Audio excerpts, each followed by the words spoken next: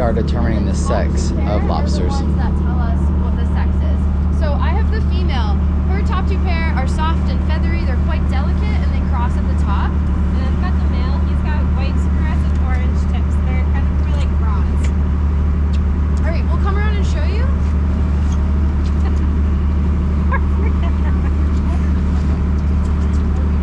It's a dirty boat.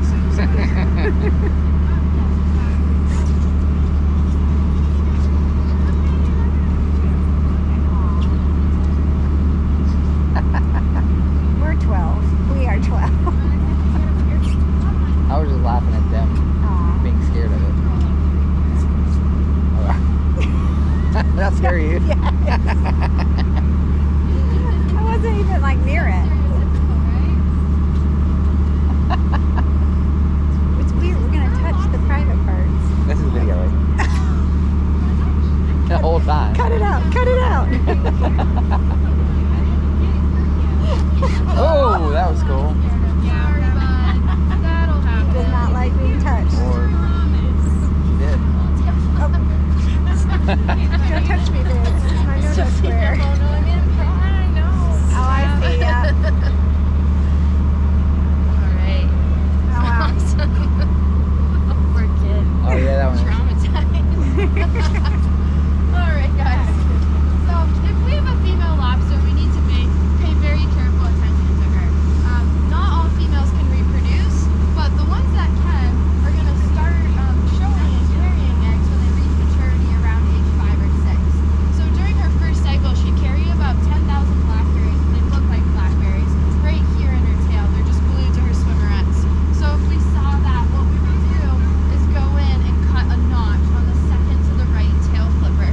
So all lobsters have 5 tail flippers. That notch is supposed to look like a notch. You can do it with a sharp tool or like a punch, but as the law states, really any imperfection in that second to the right tail flipper means that she's a breeding female and is going to be protected for the rest of her life.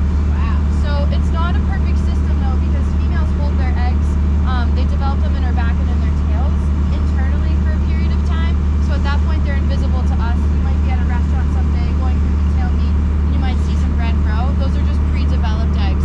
But we do our best. When we can see them, we definitely mark her, notch her as a proven breeder. So this is a federal program, but here in the state of Maine, we really took it to the next level. So we also have a maximum size limit on the back of our gauge here. So from point to point, if a lobster's carapace or body exceeds 5 inches, we send them back. So non-reproducing females and males get sent right back over. And the reason being is that the breeding females get to be really, really big.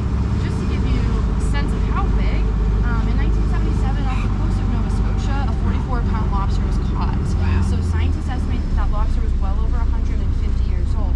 So breeding females are particular about who they mate with. 10-pound male is not going to mate with a 1-pound male. She's actually just going to eat it. Lobsters are aggressive, territorial, and cannibalistic. So she needs a mate of the same sex. So having that oversized limit allows the males to get just as big as the females. So we have a nice healthy stock here in the state of Maine. We're proud of that. What would that look like in terms of how big? Like, I don't know. As big as How, yeah, or like as tall as your little guy, but like Wow. yeah. Yeah. And that was caught in a net, so it's trapped only here in the state of Maine. Okay. But the main record